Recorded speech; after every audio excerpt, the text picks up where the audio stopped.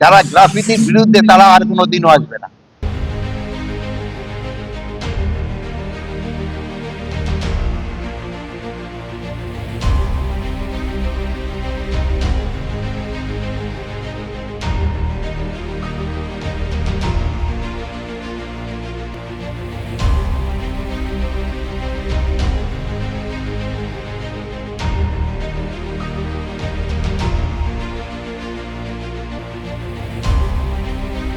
যারা গ্রাফিতির বিরুদ্ধে তারা আর কোনোদিনও আসবে না, তারা আর কোনোদিনও আসবে না।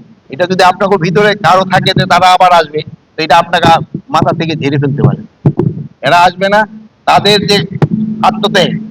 বসুন্ধরা টিস্যু অশুদ্ধতার বিরুদ্ধে এক বিন্দুও ছাড় নয়। এটা কোনোদিনও বেচা যাবে না। নতুন নির্বাচিত সরকার রাখবে না কেন? না রাখার তো কোনো কারণই না। আপনার ভিতরে এই সন্দেহ যেন না থাকে কোনো সমাজে, এটা রাখবে না।